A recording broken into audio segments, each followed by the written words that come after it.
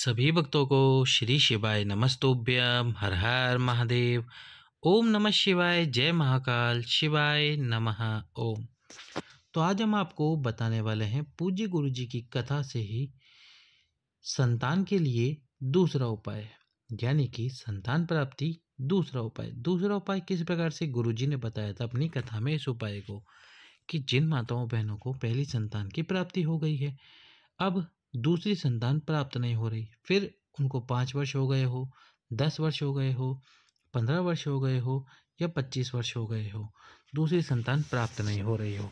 उन्होंने हर एक जगह पे दिखा दिया, डॉक्टर के भी वे लगातार जा रहे हैं, डॉक्टर को भी दिखा रहे हैं, पर किसी कारण की वजह से उसमें संतान नहीं हो रही। तो आप डॉक्टर की दवाइयाँ भी खाइए, डॉक्टर से सलाह भी लीजिए, उसके साथ में एक उपाय भी कीजिए जो गुरुजी ने बताया था। उपाय भगवान शंकर के 11 रुद्रों का उपाय। 11 सोमवार 11 रुद्रों का आपको ये उपाय करना होगा। कैसे करना है दूसरी संतान के लिए इस उपाय को, चलिए तो इस उपाय को हम आपको समझाते हैं। सबसे पहले आपको क्या करना होगा, खीर का प्रसाद बनाना है सोमवार के दिन। खीर का प्रसाद बना लीजिए, सुबह बनाना चाहते हैं सुबह बना लीजिए, शाम को बनाना चाहते हैं शाम को बना लीजिए। उपाय आपको करना है, आप जब चाहे उपाय कर सकते हैं। प्रदोष काल में करेंगे तो भी अच्छा है, सुबह कर सकते हैं तो सुबह कर लीजिए यदि आपको प्रदोष काल में समय नहीं मिलता। सबसे पहले तो बेलपत्री के वृक्ष के नीचे, बेलपत्री के वृक्ष के नीचे आपको क्या करना है, एक कुंड का निर्माण करना है।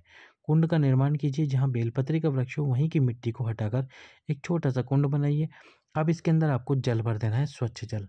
यदि आपके पास में कुंड बनाने की जगह नहीं है, जिस बेलपत्री के वृक्ष के नीचे आप बैठे हैं कुंड बनाने की जगह नहीं है, तो यहाँ पर एक बड़ा दीपक, छोटा दीपक नहीं बड़ा दीपक रख लीजिए, जो मिट्टी का दीप हो उसको रख लीजिए यहाँ पर, ताकि वो कुंड के समान हो जाएगा, कुंड के समान हो जाएगा। अब इसको आपको नाम देना है कपाली रुद्र या कपाली महादेव। कपाली रुद्र या कपाली महादेव का इस कुंड को हमको नाम देना है। इसमें स्वच्छ जल डालना है। स्वच्छ जल डालने के बाद में क्या करना है, खीर का जो प्रसाद हमने बनाया था वो इनके सम्मुख में रख देना है। कपाली महादेव कपाली रुद्र से प्रार्थना करनी है दूसरी संतान के लिए, कि हमने प्रयास किया है बहुत, पहली संतान हमें प्राप्त हो गई है, अब हम दूसरी संतान की प्राप्ति कर सकते हैं, करना चाहते हैं। इसके साथ ही एक दीप प्रज्वलित कीजिए, गोल बाती का एक दीप प्रज्वलित कीजिए कुंड के सम्मुख में और प्रार्थना कीजिए।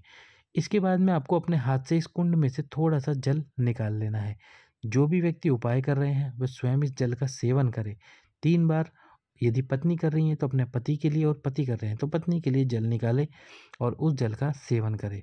वह भी अपने पति और पत्नी को जल का सेवन कराएं। इसके बाद में जो सम्मुख में खीर रखी है, इस खीर को अपने पास में रख लीजिए।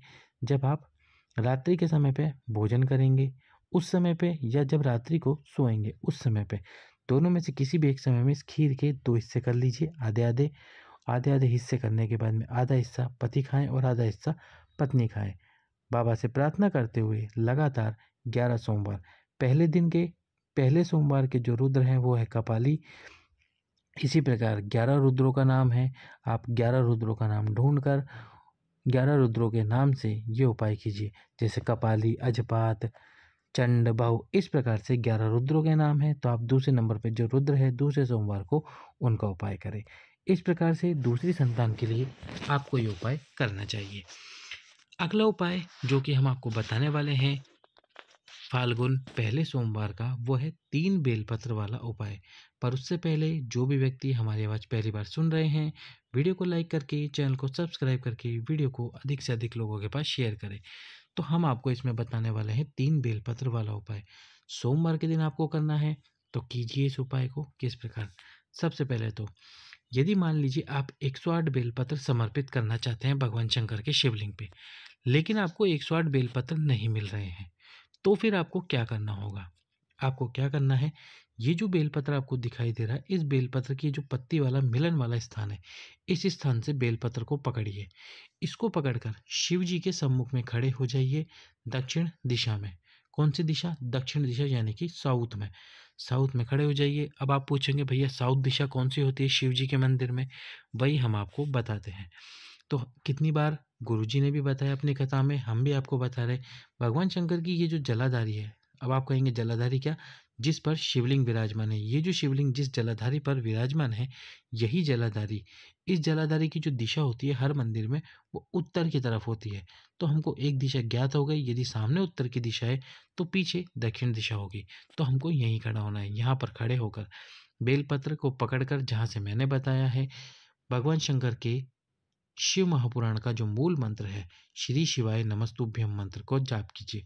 कितनी बार जाप करना है आपको श्री शिवाय नमस्तुभ्यम मंत्र का? 5 बार।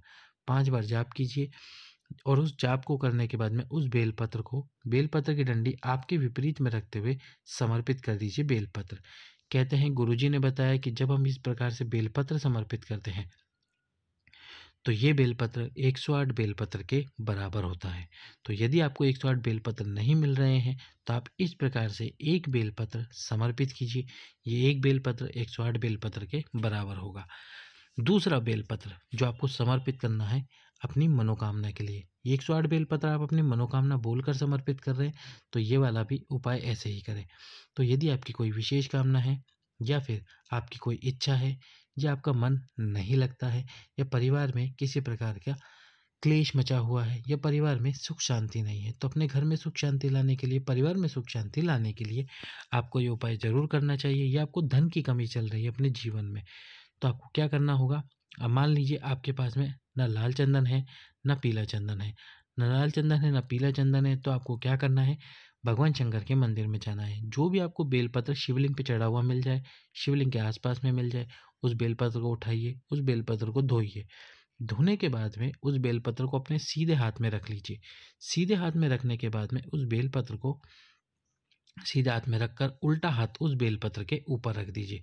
उल्टा हाथ इस बेलपत्र के ऊपर रखिए और जो अपने मन की बात है, जो अपने मन की कामना है, जो अपने मन की अभिलाषा है, जो आपके मन की व्यथा है, वो सब उस बेलपत्र के ऊपर हाथ रख के बोल दीजिए।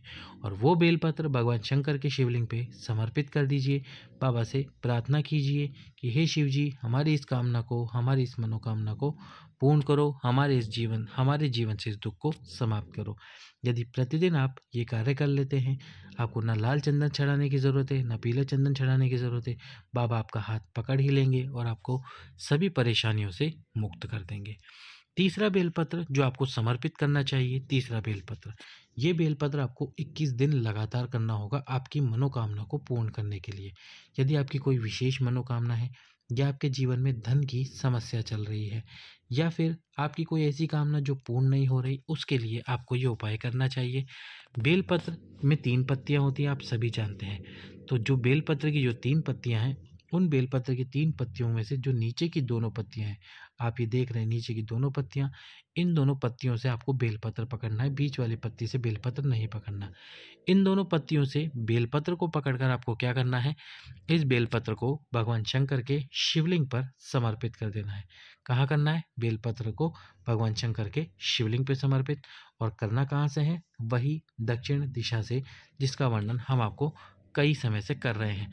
दक्षिण दिशा से नीचे की दोनों पत्तियों से उस बेलपत्र को पकड़ो और उस बेलपत्र को पकड़कर बेलपत्र को भगवान शंकर के शिवलिंग पर समर्पित करो। 21 दिन यदि आपने ये बेलपत्र समर्पित कर दिया तो 21 दिन बाद आपकी मनोकामना अवश्य पूर्ण होगी। बस विश्वास आपका होना चाहिए। गुरुजी भी अपनी कथा में यही कहते हैं, यदि आपका विश्वास है शिव जी पर तो उपाय करो, वरना उपाय करने की आवश्यकता नहीं है। तो विश्वास करके बाबा पे उपाय कीजिए। 21 दिन लगातार बेलपत्र का ये उपाय आपके जीवन से दुखों को समाप्त करेगा, परेशानियों को समाप्त करेगा और आपको मनवांछित मनोकामना पूर्ण कराएगा। सभी भक्तों को